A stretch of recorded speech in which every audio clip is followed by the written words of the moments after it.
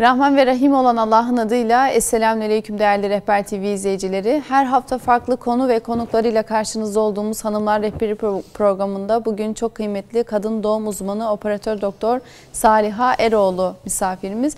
Bugün kadına dair ne varsa konuşacağız. Bugün biraz tıptan ve kadın sağlığını konuşacağız.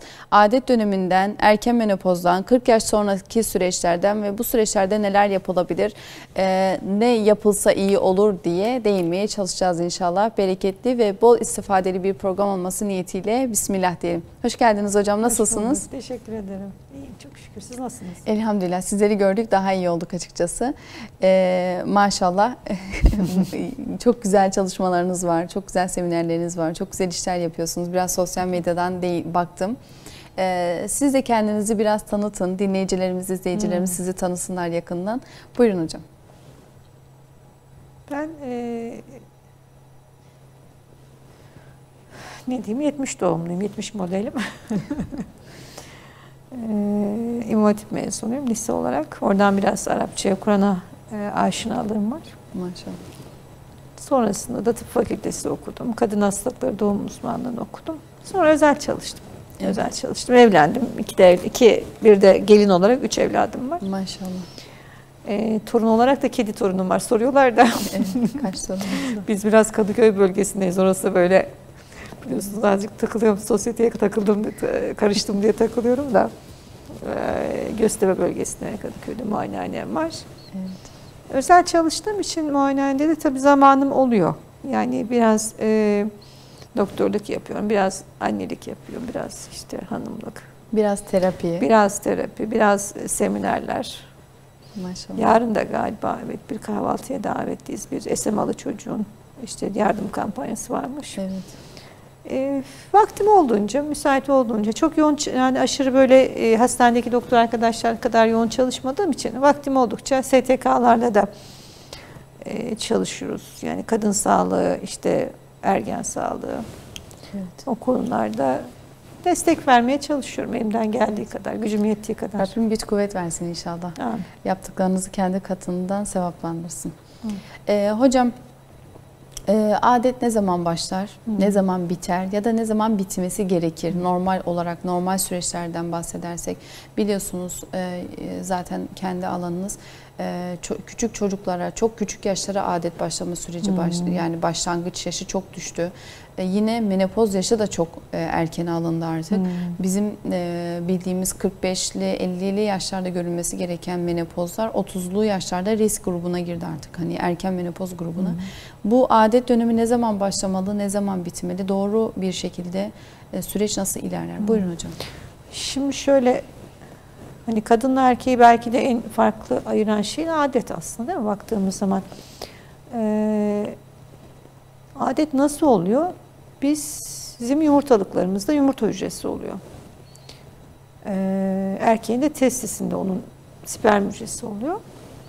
Sperm hücreleri erkek ergenliğe girdikten sonra üretilmeye başlıyor. Ve 120 günlük oluyor aslında hemen hemen veya biraz daha fazla. Ama kadınların yumurta hücreleri kendi annelerinin karnındayken başlıyor. Yani aslında benim yumurta hücrem anneannemin karnındayken oluşuyor gibi düşünebilirsiniz. Yani bu şekilde oluyor. Sonra ben doğduktan sonra, hatta ilk gebeliğin ilk 5 ay içinde üretiliyor. Sonra üretim olmuyor. Yani kadın depodan kullanıyor. Kadın biriktirici. Hani derler ya, kadınlar bir şeyi unutmuyor. Tekrar tekrar getiriyor. Adamlar diyor ki işte ben dün ne yediğimi unuttum. Bu kadın diyor bir şey olsa diyor nişanda ne alındığını hatırlıyor diyor. İşte kadınların yaratılışı öyle. Evet. Şimdi bu yumurta hücreleri, ogonyumlar uyuyorlar. Sonra ne oluyor? Nasıl adet başlıyor? Nasıl ergenlik başlıyor? Bunu tıp henüz bilmiyor. Ama uyanmaya başlıyor. Ondan sonra yumurtalıklarda yumurta hücresi üretilmeye başlıyor. Yumurta hücresi üretilince, östrojen ve progesteron üretilince rahimde de bir kalınlaşma ve dökülme süreci başlıyor. Bu adet oluyor. Aslında kadın, adet ne demek? Anne olmak demek aslında. Evet. Şimdi bu niye erkene geldi? Muhtemelen kimyasallar bir. İkincisi uyarı fazla. Cinsel uyarılar fazla. Yani şimdi zamanımızın belki de en büyük fitnesi ne? İşte bilgisayar, internet, televizyon. Hem pozitif, yani medya hem pozitifte çok iyi hem de negatifte çok iyi baktığınızda. Evet. Ve cinsel uyarılar alıyorlar çocuklar.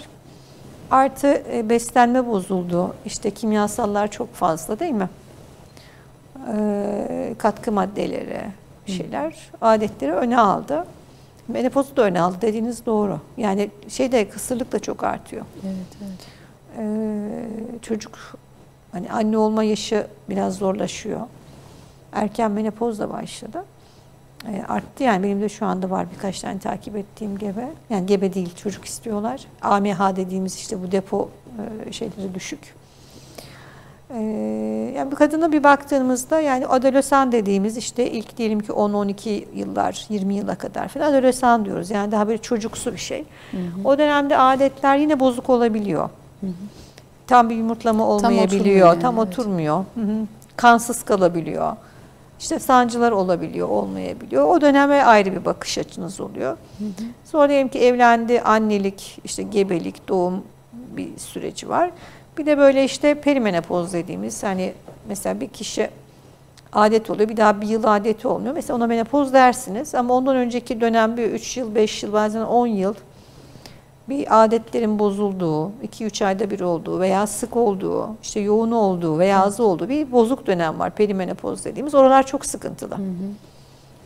Yani bizim en çok şu anda mesela uğraştığım vakalardan bir grup öyle. Bir de o dönemde tabii tiroid bozuklukları fazla, bağırsak problemleri farklı. Kişinin stres yükü de artıyor.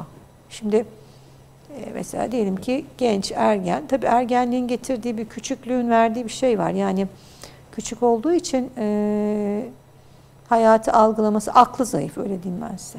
Yani aklı zayıf. Ama yükü daha az. Evet. O farkında değil yükünün az olduğunun. Ama bütün dünyanın yükü onun sanki üzerindeymiş dünyanın gibi. Yükü onda. İşte onu kimse anlamıyor falan. O duruma giriyor. Ama aslında yükü az. Yük artıyor. Çocuk oluyor. Okulu oluyor. Ondan sonra 40'lı yaşlarda bu ergenler, evdeki ergenler büyüyünce annelerin işleri daha zorlaşıyor. Evet, babayla çocuk arasında kalıyorlar falan. Stresleri artıyor. Bu arada kayınvalideler, anneler yaşlanıyor. Onların bakım olayı giriyor. Değil mi? Şimdi 40 yaşındaysa annesi en azından 60-70 yaşında oluyor. Evet. Ondan sonra aşk ilişkileri başlıyor. Hani dünürler başlıyor. Arkadan torun geliyor. Aslında yük artıyor.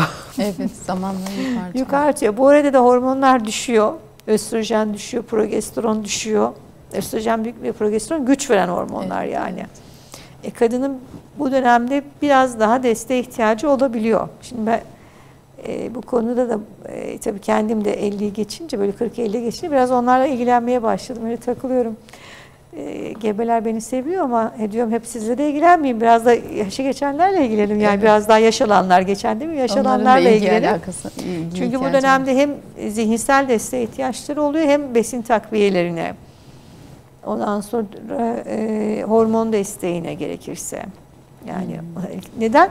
Mesela eskiden insanlar bu kadar yaşamıyordu. Hatta şu anda bile Afrika'da, yani en son sayıyı bilmiyorum ama öyle kadınlar 35 yıl yaşıyordu en son ben okuduğumda. Şimdi bana gelen kadın mesela diyelim ki 47 yaşında birisi geldi, anlatıyor. Bak diyorum, sen Afrika'da olsaydın ölmüştün biliyor musun diyor. Nasıl yani hocam diyor. Çünkü bu problemleri olmuyor çünkü ölüyor erken. Ama şu anda Türkiye'deki yaşam ömrü 80 gibi hemen hemen, yani 70-80.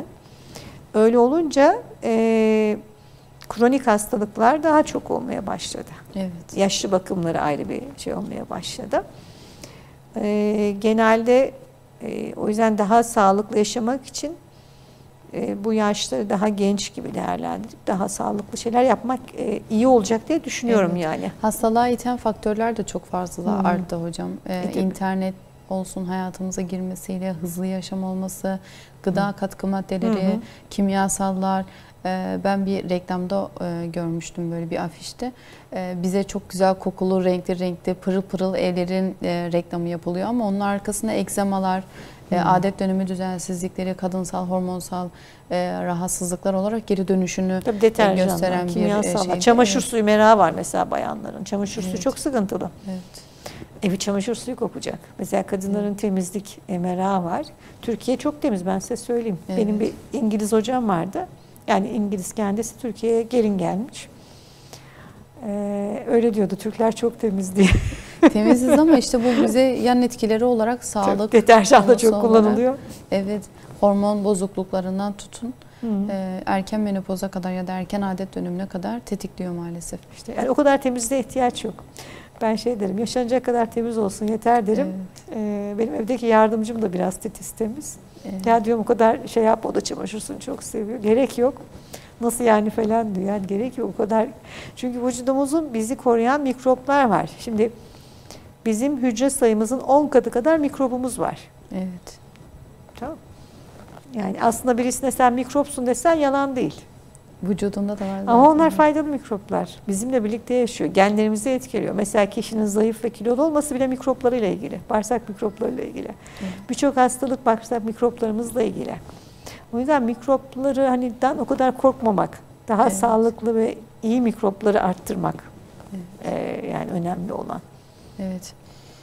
Peki hocam, dedik ki erken menopoz dönemi var. Bu erken menopoz dönemi nasıl anlaşılır?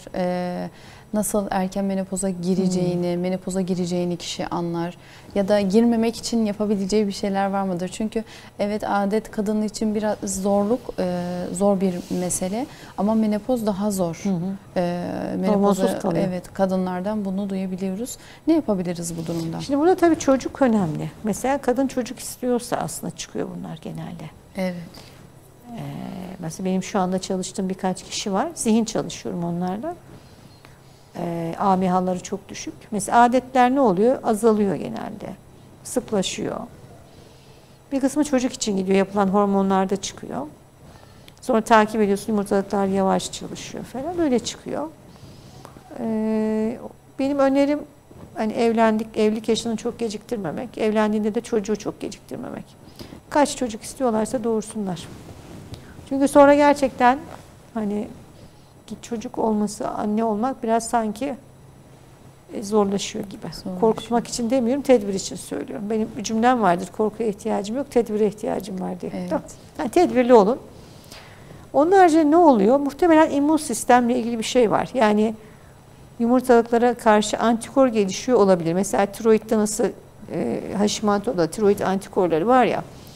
Hani çok gösterilen bir molekül bilmiyorum, birkaç şey var ama yani böyle çok değil ama muhtemelen bir şey gidiyor, yumurtalıkları zarar veriyor, otoimmünite. Şimdi yeni çalıştığım birisi vardı, onda suçluluk duygusu vardı. Mesela bir yaptığı hata var, çok suçlamış kendini. Etki eder mi? Edebilir. Çünkü otoimmüniteyi tetiklemiş olabilir. Artı tabii kimyasallar dediğin gibi. Hatta geçen bir hocayla konuştuk. Mesela D vitamini eksikliği çok fazla ya. Evet, evet. Yıkanıldığı için dedi. Eskiden insanlar haftada bir yıkanıyordu. Soba vardı falan, değil mi? Sıcak su devamlı var mıydı? Yoktu. Evet. Güneşe çıkınca dedi, girince dedi, yıkanmaman gerekir dedi. Yani o cilt o şeyi, D vitamini sentezleyecek dedi. Tamam. Biz de terlediğimiz için hemen eve girer duşa girmez duşa giriyoruz. Evet. Artık şey dedi, şampuanlar dedi. Tamam, onlar düşürüyor dedi. Muhtemelen bağlıyor mu artık, nasıl yapıyorsan. Sağlıklı sabunlar kullanılabilir belki, bilemiyorum. Tabii de bağırsaklarımız bozuk. Yani emilemiyor. Bağırsak bozukluğu da ne? İşte böyle un ağırlıklı yiyen bir toplumuz. Şeker tatlıları çok seviyoruz. Baklava, börek, şerbetli işte tatlılar. Şerbetli. Tatlılar çok. Artı sevgi dili yemek olan bir toplumuz. Şimdi birine gittiğin maalesef zaman onun yemeğini yemedin mi ona hakaret etmiş oluyorsun. Ben o yüzden gidemediğim insanlar var. Bir dönem eliminasyon yaptım. Eliminasyon döneminde kimseye gidemiyordum. Mesela bir teyzem var benim böyle işte. Seviyor beni 80 yaşlarında falan. Maşallah. Ama yedirme hastası. Anlaşma yapıyoruz. Bak gelince ben yemeyeceğim, ben eliminasyon yapıyorum diye. Kavga edip dönüyoruz. Zaten dedim gelmeyeceğim sana. Zorla yediriyor, tamam mı? Yani çünkü o eliminasyon döneminde yememeniz gerekiyor. Evet. Her zaman yemeğin değil ama eliminasyon döneminde. Hatta eliminasyon döneminde eve takılacaksın. Evde pişireceksin. Hiçbir yere gitmeyeceğim bu Türkiye'de. Evet. Bunun bir şansı yok. Annem bile izin vermiyor mesela. Evet. Annem bile anlamıyor. Senin annenin anlaması kim anlayacak? Hani bunu yememem gerekiyor. Çünkü bu benim sağlığıma zarar veriyor.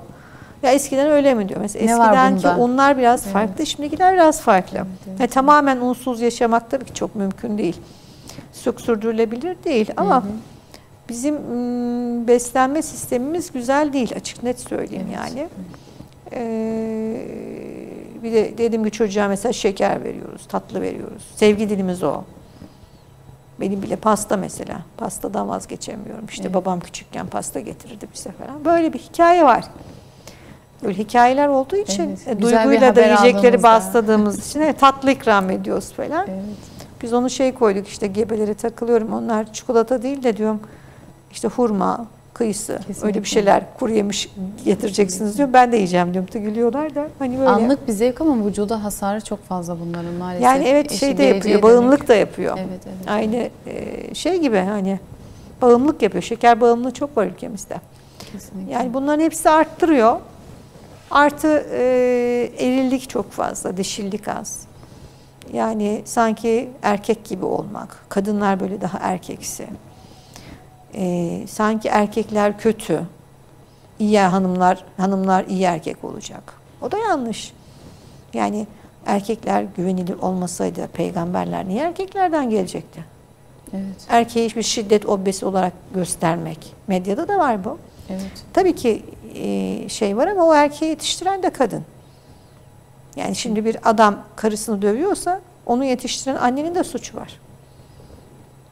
Tek değil yani. Tabii babada da var ama o yüzden böyle ne olmak işte kızım sen oku adamın eline bakma. İşte herkes gücünü hani erkekler fiziksel olarak biraz daha güçlü o gücünü göstermesi falan derken bir dengesizlik. Bunlar ne oluyor? Sonuçta fıtrata aykırı yapılan her şey fıtratı bozuyor. Bu söylemler de mi hormonu etkiliyor? Etkiler tabii. Hormon nedir? Çevredir. Şimdi bizim zihnimizde 3 bölüm var beynimizde. Nedir? Korteks, bilişsel olan, hipotalamus, orta beyin olan, bir de sürüngen beyin var, tamam mı? Hipotalamus duygu tamamen. Oradan salgılanan hormonlar hipofizi etkiliyor. Hipofizi bütün bedeni etkiliyor. Hipotalamustan salgılanan hormonlar kanda ölçülemiyor. Evet. Aslında onlar kim bilir ne haldedir. Onlar ölçülemiyor. Onların tekniği yok. Ama mesela bir hastalık söyleyeyim ben size. Bir sendrom. Hastalık değil de yatılı kız sendromu. Yatılı okulda kalan kızlar, aynı odada kalanlar bir müddet sonra aynı tarihlerde adet görmeye başlar. Evet. Tamam mı? Evet. Çünkü etkilenir. Tamam mı? Ve bulaşıcıdır bu. Duygular da bulaşıcıdır. Aynı evde kardeşler, anneler. Tabii. Onlar bulaşıcıdır. Yani bu bir toplumsal bir şeydir. Hani bu insan ilişkiden yaratılmıştır diye konuşmuştuk ya. İnsan bir ilişkiden yaratılmıştır. Connection'dır zaten. İnsan tamamen bir connection'dır. Evet. Yani onunla ilgili teori de var. Onu bahsetmedim herhalde ama aslında bahsedeyim. Bunun yeri geldi. Şimdi eskiden hastalıklar çok bilinmiyordu. İşte büyücüler, şamanlar biliyorsunuz. Kahinler. Öyle çözülüyordu bazı şeyler. Değil mi? Evet, evet.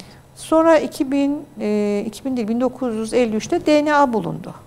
DNA'nın bulunması bir çığır açtı. Ve der ki DNA bulundu, tamam biz bütün hastalıkları hallettik.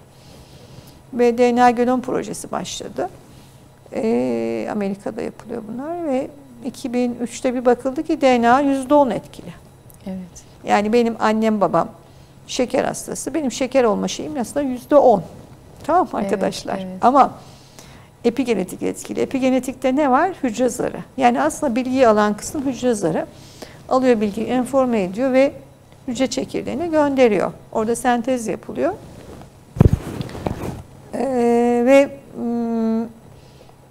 Yani epigenetik dediğimizde beslenme. Neden? Mesela bizim ülkemizdeki bu epigenetiğin atasözü nedir? Gelin kaynana toprağına çeker.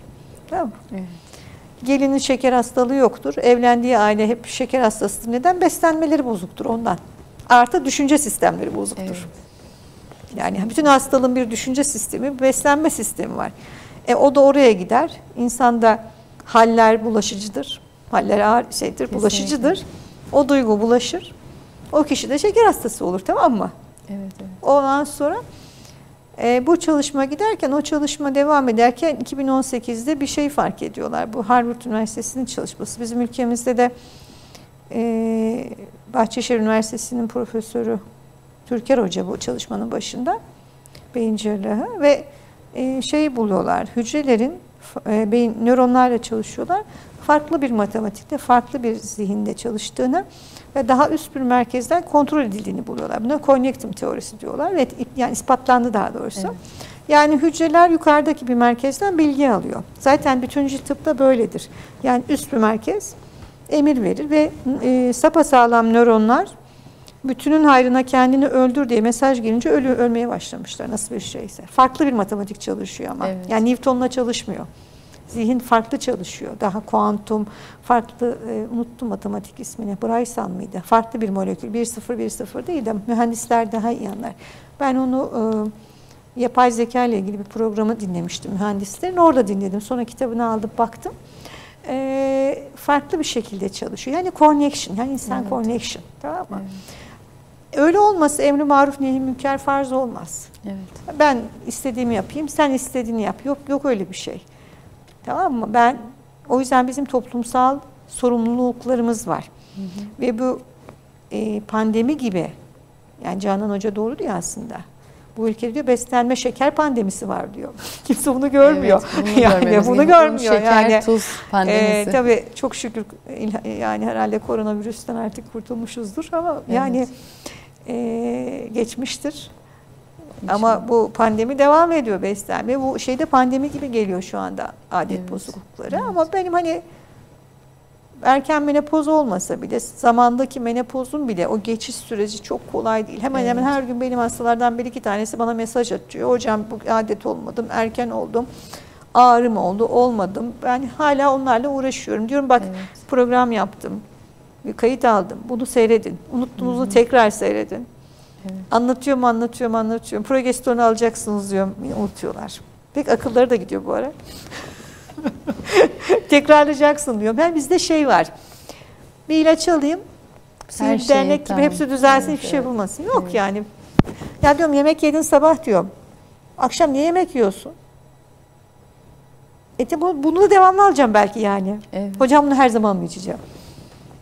Yani o zaman aç gez diyorum. Bir kere yemek yeme yani. Evet. Bir pil takalım sana. Var mı öyle bir şey? Yok.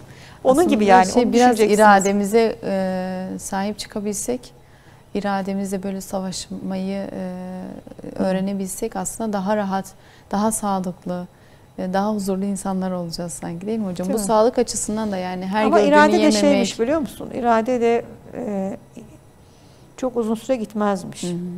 Bununla ilgili bir hocanın çok güzel bir sözü var da diyemedim.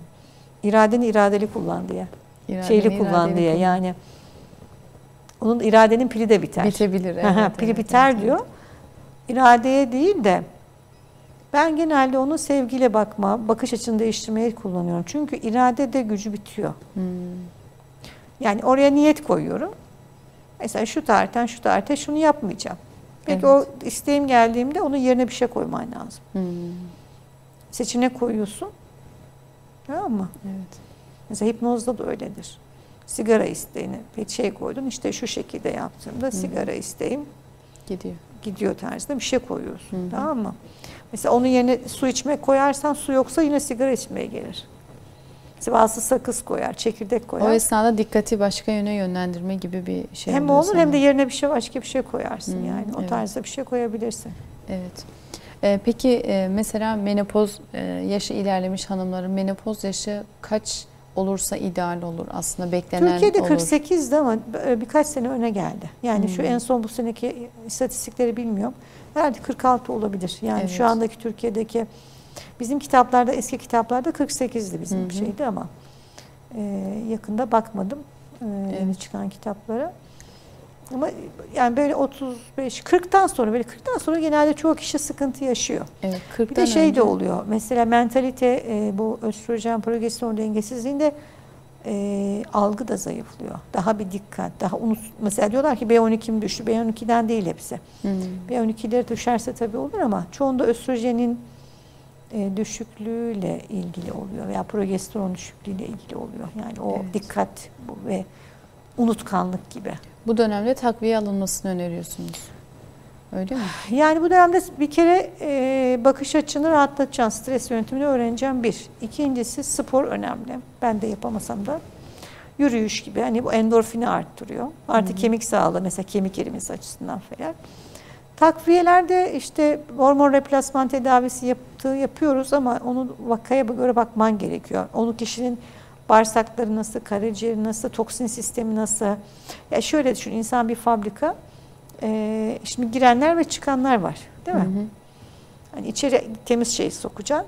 Fabrikada düzgün olacak. Evet. Bazı kişilerin bazı fabrikanın kısımları bozuk, mesela karaciğerde metilasyonu bozuk mesela. Hı hı. Çok var Türkiye'de genetik olarak çok sinapse var, defektler var. Hı hı. Onlarda mesela metilasyon bozuk olunca çok iyi temizleyemiyor. Evet. O zaman onun destek alması gerekiyor. Ama herkesin aynı değil. Herkesin aynı desteği alması gerekmiyor. Tabii ki bir kontrolden. Hı. Yani belli sürelerde almak gerekebilir. Belli sürelerde. Yani o kişiye bireysel program yapmak gerekiyor. Evet.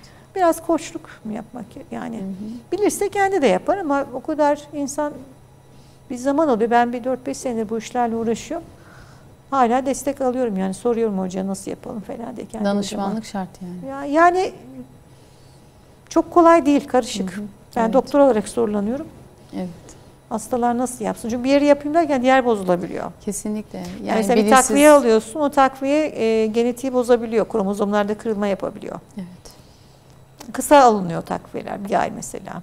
İşte bitkisel aldığın şey 2 ay falan alıyorsun. Kür gibi yapıyorsun. Evet. Mesela o işte limon maydanoz falan kürleri var ya, onları senede 2 kere yapıyorsun. Evet. Her zaman yapılmıyor 15 gün, bir hafta, 15 gün şeklinde. Mesela işte ayları var. Veya işte hacamat sülük mesela herkes yaptırıyor ama işte bu kuru ve soğuk olan kişilerin o mizaçta bunların hacamat yapmaları iyi değil. Evet. Böyle ilan ediyorlar, şu tarihler hacamat tarihidir diye. Sanki böyle işte öyle bir şey yok yani. Artı hacamat yani Yunan tıbbından gelen, işte Tibet tıbbından gelen bir şey. Böyle bir sunuyorlar ki hani Peygamber Efendimiz sallallahu aleyhi ve sellem böyle hacamatı bulmuş gibi. Radyo geçen gün konuştuk bir yerde, Kur'an-ı İslami değil mi dediler. O çok eski bir şey. Hı-hı. Tıbbi yöntem Aleyhisselatü Vesselam Efendimiz de yaptırmış. Evet, yani sonuçta tabii ki sünnet oluyor. Yaptırıp ama böyle şey bir değil yani böyle hani. O buldu değil. Sanki Peygamber Efendimiz sallallahu aleyhi ve sellemin mucizesi Kur'an-ı Kerim. Evet. Hocam menopoz döneminden bahsettik. Bu döneme yakın ya da 30 yaşından sonra gebe kalma riskli deniyor. 30'dan önce gebelik düşünülmesi söyleniyor doktorlar tarafından. Ne gibi riskler barındırıyor 30'dan sonra ya da menopoz dönemine yakın, menopoz döneminde gebelik durumunu konuşalım istiyorum. Buyurun. Yani gebe kalmak zorlaşıyor asıl. Evet.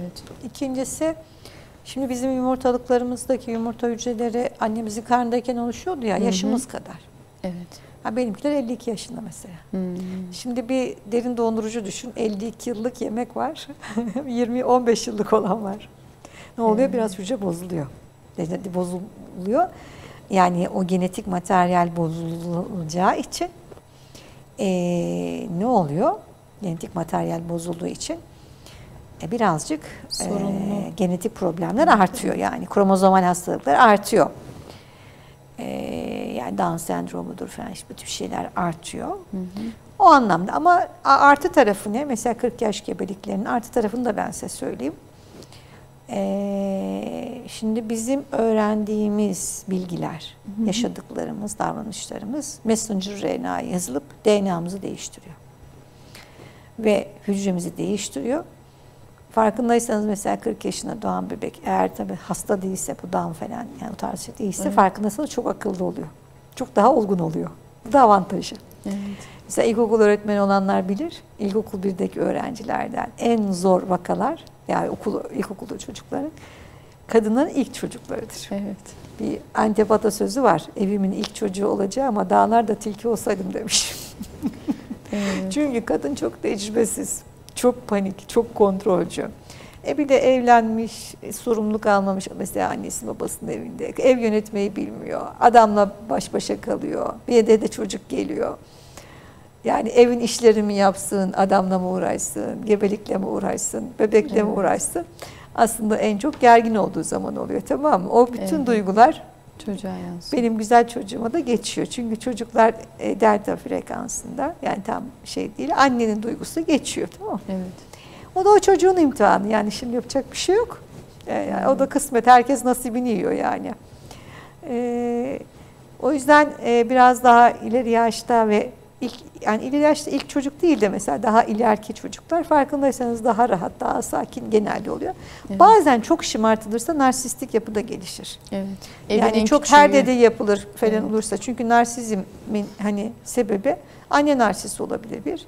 İki, anne hiç görmemiştir onu, böyle görünmeyen çocuktur. O kendini göstermek için böyle işte narsistik yapı geliştirir ve ben hani önde olacağım gibilerinden. Bir de çok övülmüştür gereksiz yere. Evet. Tamam mı? Bir de o tarafı var. Çok yani, en küçük çocuklarda bu oluyor. Son numara tekne kazıntısı Tekne kazıntısı. Evet. İşte eğer şey yapıldıysa, böyle çok şımartıldıysa olabilir. Yani buna dikkat etmek gerekir. Hepsinin artısı eksisi var. Ha bir de kişinin kendinin kâlü beladan getirdiği özellikler var. Şimdi bunları psikoloji kullanmıyor ama yani ben Ruhul Beyan tefsirini çok severim. İsmail Hakkı Bursevi'nin. O ilginç mesela. Mana alemini anlatıyor bazen orada. Yani mana alemindeki kişiler, oradaki bir tanışma, oradaki bir yaşam da var. Ama orayı bilmiyoruz. Evet. Tamam. Bilmediğimiz bir taraf. Bizim için gayb olan bir yer. Bazı çocuğun fıtratı farklı oluyor. Bence anne baba olmanın zorluğu o fıtratı farklı olabilir diye onu kabullenmek. Yani çocuğun sahibi olmak. Mesela çocuk sahibi olmak kelimesini ben hiç kullanmam. Emanetler. Çok sıkıntılı bir tabir aslında. Evet. Yani en sahibiz. Belki de bu söylemler yüzünden gerçekten onun sahip olduğumuzu düşünüp bazı yaptırımlar yapma hakkını kendimize buluyoruz. Şöyleymiş, insanın emir aleminden gelen kısmı var ya, ruh denen kısım emir aleminden geliyor. Beden de mülk aleminden geliyor. Emir alemi emretme alemiymiş zaten. Hep mesela kavgalar neden çıkıyor? Müslümanlar arasındaki kavgalar da öyle. Nefisten değil o kadar. Benim dediğim olacak kavgası. Şimdi nefsin kavgası ne? Mal kavgasıdır. Mesela ben daha rahat yaşayayım falan işte. Benim malım daha çok olsun. Bu nefsi bir kavga. Ama mesela bakarsınız Türkiye'deki gelin kaynana meseleleri veya karı koca problemlerinde hep benim dediğim olsun, beni dinlemedi gibi çıkıyor. O da insanın imtihan sebebi yani. O emir alemindeki Rabbani tarafı var. Evet. Yani sanki ben Rabbim gibi, tamam. Böyle bir tarafı var. Hepimizde var yani. İnsanlarda, hayvanlarda yok. Bizde var. Evet. Onlara bir vazife verilmiş, onları yapıyorlar. Biz karışığız buraya. Onun için orada kavga ediyoruz. O yüzden çok böyle %100 değil. Biz ne yapabiliriz? İşte tedbir alırız, elimizden geleni yaparız, niyetimizi düzeltiriz, elimizden geleni çalışırız. Yardım ve kolaylık isteriz, en önemlisi o. Allah'ın takdiridir. Olana da artık sonunda olduktan sonra razı oluyorsun. Başka da bir şey yok yani. Peki hocam, gebelik en ideal yaşı diyebileceğimiz bir yaş sınırı var mı? Yani 20'li yaşlar iyi tabii ki. 20-30 yaş daha iyi tabii ki. Ama 35, dediğim gibi bu tarafları var. 35 kadın 35 yaşında yeni evlenmiş. Doğurmasın mı? Doğuracak yani. Evet, yani veya çocuk istemeyen de oluyor mesela. Ben ya da bir çocuk doğurmayacağım diyen de var. Evet. Bir sorunu yok, sağlık sıkıntısı yok. Erteledi. Sonra 30'undan, 35'inden sonra bizde şeyde vardır ya böyle bir mantık. Hani bize de bir tane kalsın. Çocuklar büyüyecek, gidecekler, işte okuyacaklar. En küçüğü yanımızda kalır diye böyle büyüklerimizden hep böyle konuşulan. En küçüğü bize kalır. Hani en küçüğü bize bakar gibi bir büyüklerimizden kalan. Tabii evet. Onun için ileri yaşlara atılan gebeliklerde oluyor. Bunun bir sınırı, bir skalası var mıdır? Yok, şimdi şöyle, dediğim gibi yani sadece bebekte genetik anomali riski artıyor. Tabii annenin mesela şekeri, tansiyonu tip bir sıkıntısı varsa artar. Tabii evet. Annenin sağlık durumu önemli. Tamam mı? Evet. Artar. Şimdi şey yapılıyor. İşte onlar da sıkıntı. Yani bu gebeliklerin sonlandırılması var. Dini yönden uygun değil ama biz ailelere söylemek zorundayız. Hatta imza alıyoruz onlardan. Free DNA testi var, işte anneden kan alınıyor. Bu bebekte problem var mı yok mu bakılıyor. Anne bunları sonlandırabiliyor aile isterse. Ama İslam'ın yönden doğru mu değil yani. Evet. Ama biz bilgi vermekten sorumluyuz hekim kısmı. Onlara bilgi veriyoruz işte. Ondan sonra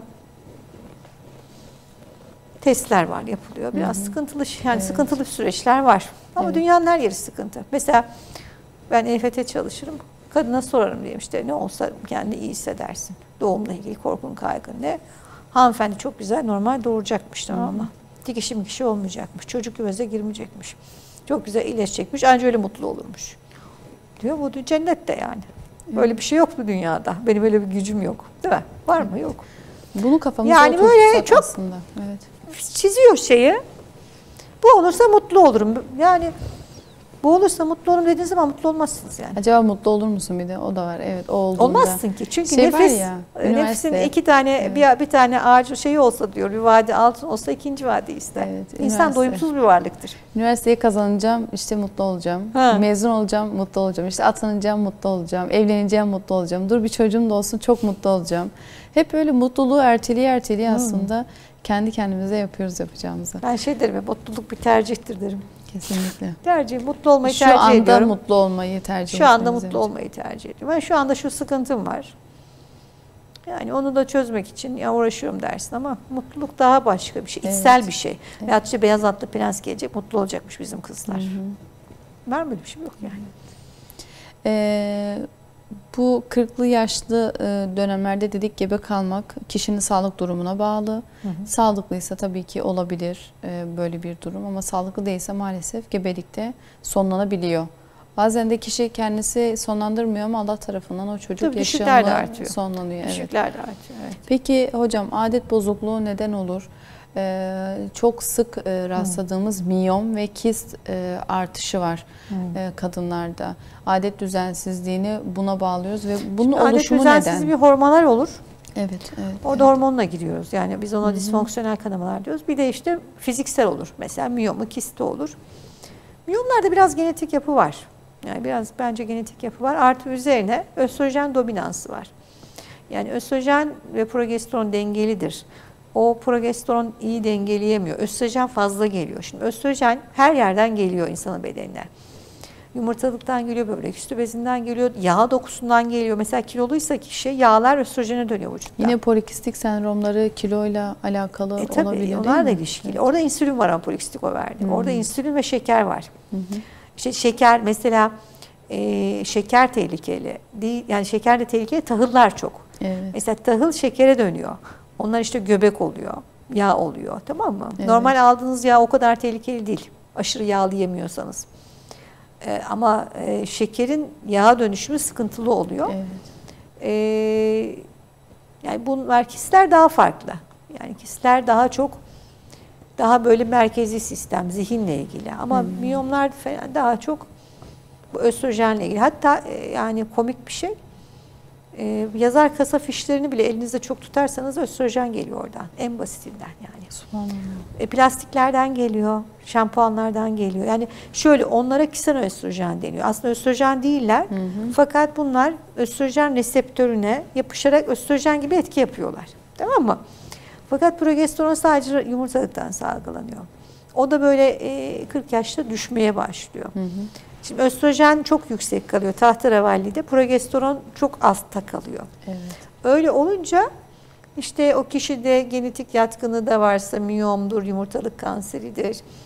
Ondan sonra o tarz şeyler, rahim kalınlaşması duymuştur. Hep bana soruyor, hocam rahimim kalınlaşmış. Rahim iç duvarı kalınlaşıyor o zaman. İşte parça alıyoruz, kürtaj yapıyoruz falan, bunlar hep sorulan şeyler bana. Onlar artıyor. O yüzden ne yapıyorsun? Öncine geliyoruz beslenmeye. Yine evet. Artı spor koyuyorsun, biraz yürüyüş yap diyorsun yani. Evet. Çünkü kemik erimesi için de zaten beslenme, yeşillikler çok önemli. Mesela kalsiyumun alınması çok iyi değil o kadar. Kalsiyum olarak ben genelde hücre tuzlarını, Schüssler tuzlarını tercih ederim. Çünkü kalsiyumu çok yüksek dozda aldığınızda proteinle taşınamıyor ve çöküyor, damar tıkanıklığı yapabilir. Evet. Veya D vitamini çok yüksek doz aldığınızda böyle ampuller falan kalp spazmı yapıyor. Evet, kalbe yani onu K vitamini dengeliyorlar. Yani beraber alınıyor, daha böyle yavaş alınıyor falan. Tabii yeni şeyler de öğreniyoruz her gün. Değişik bilgiler geliyor, yayınlar geliyor. Evet. Yani böyle dengeli gitmek gerekiyor, tamam mı, o dönemde. Veya yavaş yavaş duruma göre mesela bir şey verdin. Mesela bana bir soruyorlar, bir ilacı. Bunu ne kadar sürer, ne kadar yapar, başıma ne gelir? Öyle 3 ay sonrasını soruyor. Ben bilmiyorum diyorum. Oldukça bana yaz. Benim cep telefonum açıktır genelde. Sessizdedir mesajlarım. Yaz diyorum. Günde işte 2 kere 3 kere bakıyorum. Ondan sonra yani mesela şimdi baksak herhalde 500 mesaj vardır. Akşam bakarım diyorum. Ne yapacaksın ama yani bazı arkadaşlar mesela mail veriyorlarmış. Mail ile geliyor ama maili de bakmam her zaman zor oluyor. Acilse arayın diyorum. Acil değilse yazın diyorum. Yani dönüyorum sonuçta, o kadar da zor olmuyor. Ya da kalıplaşmış şeyler var. Bazı kayıtlarım var. Bunları böyle kayıt yaptım bir grupta. Ders gibi yaptım. Anlattım böyle videolar görsel şekilde. Maşallah. Onları atıyorum, onları bu seyret diyorum, sonra sor. Çünkü biraz kolaycıyız. Evet. Şimdi vakit azaldı ama biraz ben fıkıhla da ilgileniyorum. Fıkıh dersi de alıyorum. Orada geçen bir şey vardı. İlmin farz olanları. Tamam mı? Şimdi mesela ben hekimim. Hekim olarak veya kadın doğumda farz olarak bilmem gereken taraflar var. Tabii sen onları bilmek zorunda değilsin. Ama bir kişinin insan olarak bilmesi gereken bir tıp ilmi var diyor. Kendiyle ilgili olan kısmı. Evet. O da farz. Kesinlikle. Tamam. Sen geldin mi o yaşlara, bakacaksın yani. Diyeceksin ki bu yaşlarda ne problemler oluyor? Bir kitaplara bakarsın. Mesela Mustafa Otosay'ın Menopoz kitabı var, okunabilir. Tamam mı? Piyasada var. Ondan sonra mesela Shimato ile tiroid ile ilgili Yeşim Hoca yazmış bir kitap, geçen yine gördüm. Polikistik overle ilgili bir diyetisyen hanım yazmış. Aldım onu. Tam bitiremedim, bakacağım. Mesela diyeceğim ki al bu kitabı oku. Biraz da sen bir şey yap anacığım. Kesinlikle. Yani böyle hep bazen diyorum ki danışma hattı gibi oldum. Ha dedim yeter. Yani oturup da okuyun. Neticede bize emanet edilmiş bir can var. Ondan sorumluyuz. Bir de kendiniz emek vermeniz bilgi sizin bilginiz olmuyor. Unutuyorsunuz. Uçucu oluyor kesinlikle. Yani anlattığınızı unutuyor ama kendi uğraşırsa, peşine düşerse, onunla ilgili bir emek verirse o bilgi ona ait oluyor. Ve o bilgiyi kullanabiliyor. Hocam sağlıklı bir annelik için, sağlıklı bir kadın olmak için yapabileceğimiz beslenme, yapabileceğimiz günlük rutinlerimiz olabilir mi? Bunları sizin yaptığınız, faydasını gördüğünüz, yapılırsa hiç kimsenin zarar görmeyeceği. Yürüyüş dediniz mesela, ben bunu çok önemsiyorum. Herkesin şeyi var. Şimdi mesela bazıları tavuk, bazıları baykuş. Ben tavuğum mesela, sabah erken kalkıp erken yatanlardanım. En verimli zamanım o oluyor. Bir de işte kişinin mizacı falan var diyorlar ya, o saatleri var diyorlar. Siz kendinize göre bir deneyip buluyorsunuz onu. Ben mesela biraz az uyumaya çalıştım. Olmadı. Ve sonra gittiğim böyle mizaçla gibi bir doktor dedi, senin daha çok uyuman lazım dedi. Çünkü beynin dedi çok fazla çalışıyor dedi, zihnin. Şimdi insanın bir zihin tarafı var, bir duygu tarafı var, bir fizik tarafı var. Kişiliğinde. Bir tarafı güçlü, bir tarafı zayıf oluyor. Mesela benim zihin tarafım güçlü, fizik tarafım zayıf, duygu da fena değil, işte öğreniyorum. Şimdi bazı insanlar daha duygusal, bazı insanlar daha zihinsel. Şimdi bana dediler ki sen çok zihinselsin, fiziksel şey yapacaksın, egzersiz yapacaksın. Bana da çok zor geliyor. Ama bazı insan da mesela fiziksel iş yapmayı çok seviyor, zihinseli sevmiyor. O zayıf olan tarafı güçlendirmek gerekiyor, tamam mı? Ama kendi yaptığım, mesela genelde erken kalkıyorum. Ben 3 öğün yiyebiliyorum. Yani her zaman yani erken kalkarsam 3 öğün yiyorum ama biraz tabii geç kalkarsanız daha geç yiyebilirsiniz. 2 öğün yediğim de oluyor eğer geç yaparsam. Spor yaptık mı iyi oluyor. Bizim orada park var, işte gitmeye çalışıyorum. İşte olan olayları biriktirmemek, çabuk bitirmek önemli. Yani o bana bunu dedi de şu bana bunu yaptı da böyle uzatmıyorum, unutuyorum çok şükür. O gün 1-2 gün içinde hallediyorum onu. Hani 3 günü geçmesin diyorlar ya. Çünkü o zaman onların hepsi yük oluyor. Beslenmede de bir ara çok güzel eliminasyon yaptım. O zaman çok güzeldi. Yeme diyordum hastalara. Çünkü ben de yemiyordum. Şimdi ben bu ara yiyorum, diyemiyorum yemeyin diye ama yine de az yiyorlar. Yani az yiyoruz. Yaptığımı yapmayın, dediğimi yapın. Aynen öyle gibi biraz oluyor. Bir de sevmekle ilgili. Bazı insan yemeği çok seviyor. Yemekle mutlu oluyor. Onlara yeme nasıl diyeceğim, mutlulukları gidiyor. Gerçekten ben mesela öyle ama. Yemek yiyince çok mutlu olan bir tip değilim. Bana mesela diyet yapmak çok zor değil. Yani herkesin bir şeyi var. Kendinizi çok, hani bir arkadaşla konuşmuştuk ki, öz şefkat. Kendinizle çok şey yapmayın. Saldırmayın kendinize. Yani böyle onu yapmam lazım, bunu yapmam. Mesela lazım kelimesi şöyledir, bizim egomuzun 3 kısmı var. Bir çocuk tarafımız, bir yetişkin, bir de anne baba tarafımız. Tamam mı? Şimdi lazım anne baba cümlesidir. Biz içimizde onunla hep kavga ederiz. Çocuk tarafımız da tutturan elma şekeri, elma şekeri, elma şekeri. Tamam mı? Duygu tarafımız. Yetişkin tarafımız da tercih eder ve ister. Akıllı tarafımız. Şimdi sağlıklı beslenmeyi tercih ediyorum. Spor yapmayı tercih ediyorum. İstiyorum. Bu iyi bir cümle. Evet. Spor yapmak lazım dediğinizde yapmazsınız. Bu dil bütün hayatınızı etkiliyor.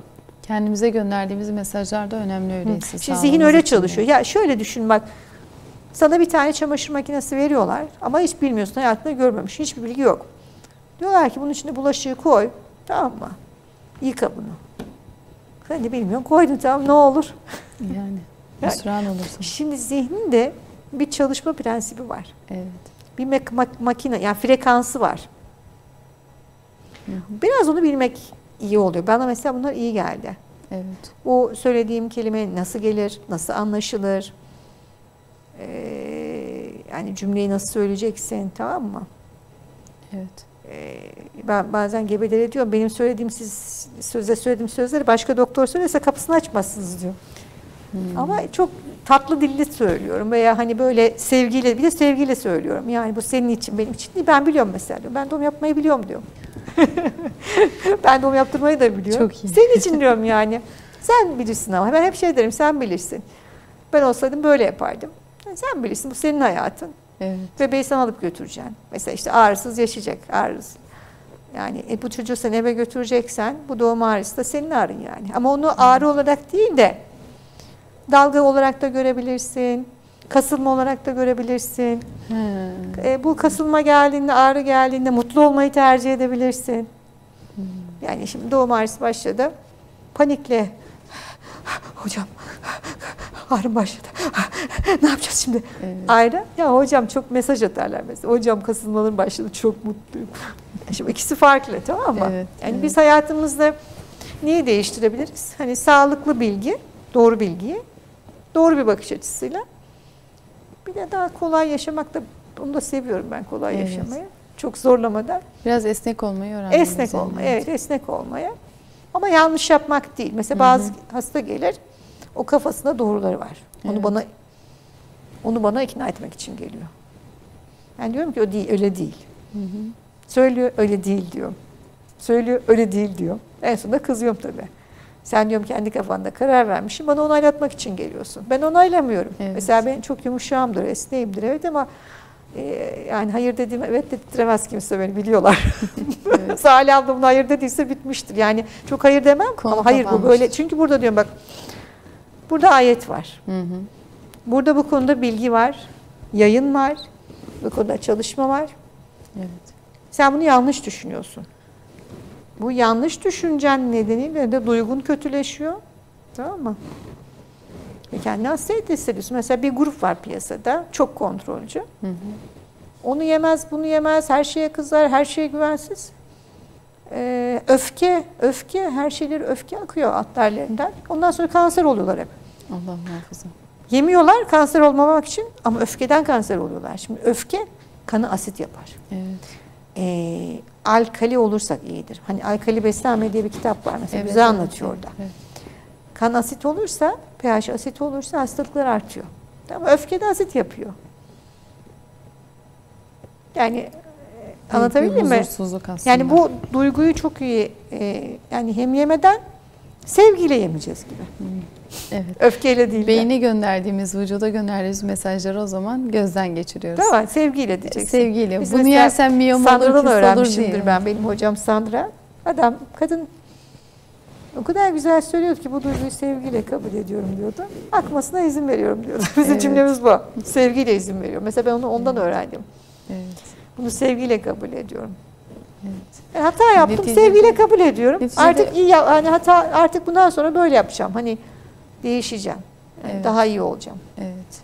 Neticede o öfke veya sinirlenme size artı bir puan kazandırmayacak. Aynen öyle. Dediğiniz gibi kanı asitlendirecek. Belki de kanser hücrelerinin bu öfkeye ihtiyacım var mı derim hep. En çok kullandığım cümle. Gerek var mı? Bayağı bir düşünüyorlar, acaba ihtiyacım var mı? Bakıyor.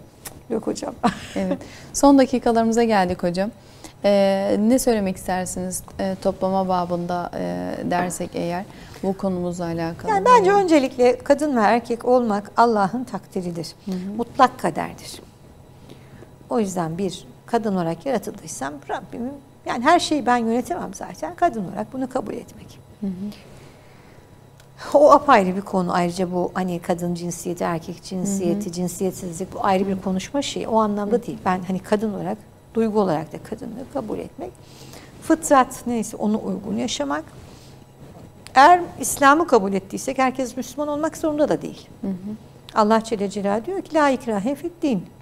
Dinde zorlama yok. Yani hak ve gerçek böyledir. Allah kişiyi Müslüman olmaya zorlamıyor bu dünyada. Müslüman olursan, böyle yaşarsan böyle, olmazsan da böyle diyor, tamam mı? Evet. Tercih var insanda. Evet. O zaman bunu İslam'ı tercih ettiysek biz ve kendimize Kur'an-ı Kerim'i aldıysak, Kur'an-ı Kerim'de zaten her şey var. Ne diyor? Kehf suresinde var. Biz burada Kur'an'da her şeyi açıkladık. İnsanlar hala cedelleşmektedirler diyor. Evet. Net. Hı hı. Basit. Bazı insan daha kolay anlıyor. Daha iyi connection'ları kuruyor. Bazı insanlar daha geç kuruyorlar yani. O zaman orada zihnimizi düzeltiriz. Beslenme içinde ve zihin içinde aslında iyi arkadaşlar edinmek. Öyle bir gruba girmek, öyle bir toplulukla olmak. Çünkü onlara benziyorsunuz sonra. Hı-hı. Tek başına gerçekten yapamıyorlar. Evet. Hatta bizim geliyor mesela kadın. Anne özellikle çocuk istiyorlarsa o eliminasyon diyetlerini karı koca beraber yaptırtıyorum. Çünkü kadın pişirecek, adam hani aynı yiyecekler. Evet, hem onun ikisinin de çocuğu olacak. Bak diyorum, beraber yapacaksınız. O yüzden önce ben olmak, sonra evliysek kadın olmak eşimizde, sonra anne olmak, sonra ev işleri. Evet. Yani orayı düzenlersek çok sıkıntı olmuyor. Yani gebeler mesela biraz bebeğe kayıyorlar. Yok, önce kocan diyorum, sonra bebek. Yani önce kadın, sonra anne. Sonra çocuklar parmağında oynatıyor bunlara. Evet hocam. Yani maalesef. Çocuklar çok maşallahları var.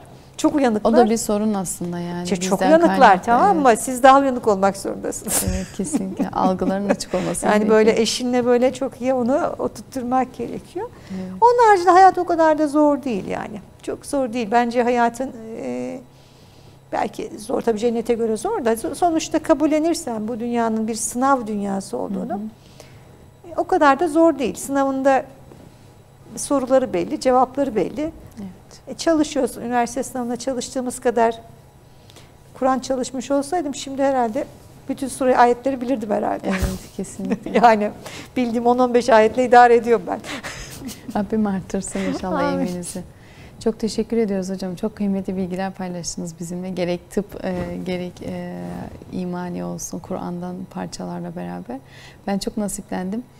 Açıkçası bakış açımdan da bir farklı bir pencere açılmadı değil benim bakış açımda. Böyle olumlama, olumlu, kendini olumlu şartlandırma diyeyim. Olumlu yönlendirme konusunda benim de farklı bir bakış açım oluştu açıkçası. Çok teşekkür ediyorum. Ağzınıza, yüreğinize sağlık. Rabbim çalışmalarınızı bereketlendirsin inşallah. Teşekkürler. Evet kıymetli Rehber TV izleyicileri, bugün de programımızın sonuna geldik. Sizleri emanetçilerin en güzeli olan Rahman'a emanet ediyoruz.